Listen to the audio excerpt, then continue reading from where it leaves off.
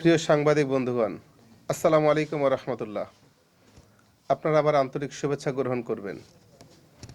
আমি শেখ মঞ্জুরুল হক রাহাত, সংসদীয় আসন বাগেরহাট ২ এর ১১ দলীয় ঐক্য সমর্থিত ও বাংলাদেশে জামায়াত ইসলামী মনোনীত দাঁড়িপাল্লা প্রতীকের প্রার্থী। আর কয়েক ঘন্টা পরেই আসন্ন নির্বাচনে ভোট গ্রহণ কার্যক্রম শুরু হবে।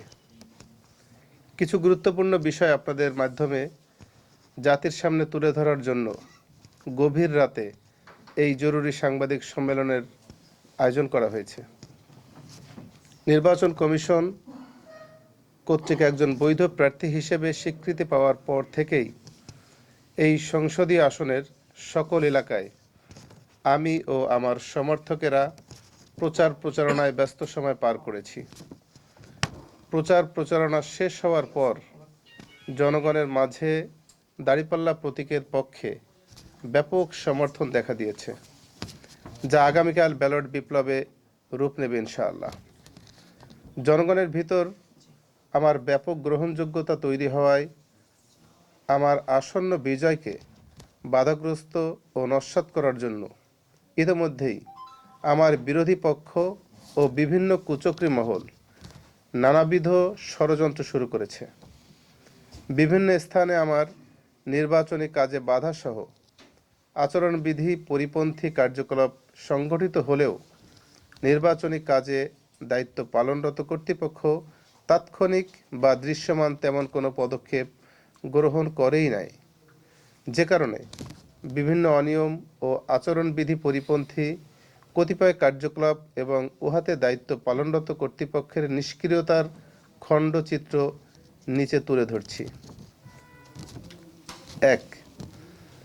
বিভিন্ন ভোট কেন্দ্রে আজ সন্ধ্যার আগ থেকেই ধানের শীষের কর্মী পরিচয়ে উচ্ছৃঙ্খল লোকজন কেন্দ্র অভ্যন্তরে প্রবেশ করে কেন্দ্রে দায়িত্বরত ভোট গ্রহণকারী কর্মকর্তাদের নিয়ন্ত্রণ করার চেষ্টা করছে। যেমন ৬৭ নং কার্তিকদিয়া মাধ্যমিক বিদ্যালয়, ৬৮ নং কার্তিকদিয়া সরকারি প্রাথমিক বিদ্যালয়। ২. বিভিন্ন ভোট কেন্দ্রে দায়িত্ব পালনরত পুলিশ অফিসাররা কেন্দ্র অভ্যন্তরে অবস্থান না করে একজন বিশেষ প্রার্থীর সমর্থকদের সাথে চায়ের দোকানে বা হাটে বাজারে আড্ডা দিতে দেখা যায়। যেমন ৬৭ নং কার্তিকদিয়া মাধ্যমিক বিদ্যালয় এবং ৬৮ নং কার্তিকদিয়া সরকারি প্রাথমিক বিদ্যালয়, মগরা সরকারি প্রাথমিক বিদ্যালয়। ৩. বিভিন্ন ভোট কেন্দ্রের ভোট গ্রহণ কক্ষে যে সিসি ক্যামেরা স্থাপন করা আছে তার সামনেই ভোট গ্রহণের বুথ ব্যবস্থা করা হয়েছে। ভোট গ্রহণের গোপন বুথগুলো ক্যামেরার সামনে এমনভাবে তৈরি করা যেখানে ভোটাররা ভোট দিলে ক্যামেরায় রেকর্ড হতে পারে। আমার আশঙ্কা, কোনো বিশেষ মহলকে তথ্য সরবরাহের জন্য কে কোন প্রতীকে ভোট প্রদান করছে তা ধারণ করে পাঠানোর জন্য উদ্দেশ্যমূলকভাবেই ক্যামেরার সামনে গোপন বুথ তৈরি করা হয়েছে। ৪. বিভিন্ন কেন্দ্রে তাৎক্ষণিকভাবে উপরোক্ত অনিয়মগুলো কর্তব্যরত প্রিজাইডিং অফিসারকে অবহিত করলেও তারা কোনো প্রতিকার করে নাই। ৫. ধানের শীষ প্রতীকের কর্মী পরিচয় দিয়ে আমার বিভিন্ন ভোট কেন্দ্রের নির্বাচনী কর্মীদের নির্বাচন কেন্দ্রের আশপাশেও আগামীকাল না যাবার জন্য অব্যাহত প্রাণনাশের হুমকি দিচ্ছে। এছাড়া স্বেচ্ছায় আমার নির্বাচনী কাজে নিয়োজিত কয়েকজন রিকশা ও ভ্যান চালককে আগামীকাল নির্বাচনী কোনো কাজ না করার জন্য মারপিটের হুমকি প্রদান করছে। ৬. বিভিন্ন এলাকায় সাধারণ ভোটারদের দাঁড়িপাল্লার সমর্থক আখ্যা দিয়ে আগামীকাল ভোট প্রদান না করার জন্য একটি বিশেষ প্রতীকের সমর্থকেরা হুমকি ধামকি প্রদান করছে। ৭. অধিকাংশ ভোটকেন্দ্রের ৪০০ গজ সীমানার ভিতরেই ভোটকেন্দ্রে নিয়োজিত সরকারি ব্যক্তিদের সহায়তায় একটি বিশেষ দলের কর্মীরা নির্বাচনী অফিস স্থাপন করেছে। বিষয়টি সংশ্লিষ্টদের অবহিত করলেও কোনো প্রতিকার পাওয়া যায় নাই। প্রিয় সাংবাদিক বন্ধুগণ, উপরে উল্লেখিত ঘটনা প্রবাহ আপনাদের মাধ্যমে বাগেরহাট সদর ও কচুয়াবাসী সহ জাতির সামনে তুলে ধরলাম। পাশাপাশি উল্লেখিত ঘটনাসমূহের সুষ্ঠু সমাধান ও এ বিষয়ে আইনানুগ ব্যবস্থা গ্রহণের জন্য রিটার্নিং অফিসার বাগেরহাট সহ নির্বাচন কমিশনের প্রতি জোর দাবি জানাচ্ছি। পাশাপাশি লেভেল প্লেয়িং ফিল্ড নিশ্চিত সহ দায়িত্ব পালনে অবহেলার সাথে জড়িত সংশ্লিষ্ট কর্মকর্তাদের অপসারণের দাবি জানাচ্ছি। সকল ভোট কেন্দ্রে গোপন বুথগুলো ক্যামেরার সম্মুখে স্থাপন না করে ক্যামেরার পার্শ্ববর্তী স্থানে স্থানান্তর করার দাবি জানাচ্ছি।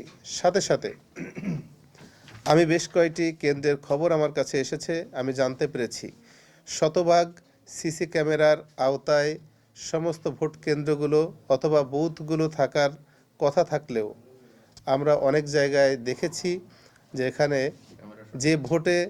যে কেন্দ্রে যে রুমে ভোট নেওয়া হবে সেখানে সিসি ক্যামেরার ব্যবস্থা নেই, এটা আমরা দেখেছি।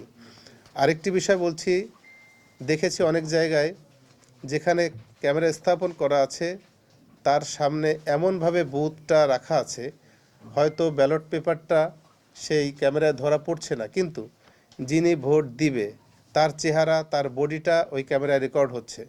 আমার এক্ষেত্রে বক্তব্য হচ্ছে, আমরা নির্বাচনী প্রচারণা চালানোর সময় মাঠে ময়দানে বিশেষ করে হিন্দু সম্প্রদায় ভাই বোনদের মাঝে একটা কথা প্রায় শুনেছি, তাদেরকে বলা হয়েছে তোমরা কোন প্রতীকে ভোট দেবা এটা সিসি ক্যামেরার মাধ্যমে আমরা জানতে পারবো।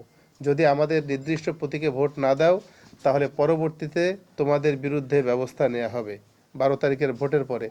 এই ভীতি যখন মাঠে ময়দানে ভোটারদের মধ্যে ছড়ানো হয়েছে, আর আজকে প্র্যাকটিক্যালি যখন আমরা দেখলাম যে সেই সিসি ক্যামেরার সামনেই বুথ স্থাপন করা হয়েছে, আমার বক্তব্য মানুষ এখনও শতভাগ সচেতন হয়ে পারেনি।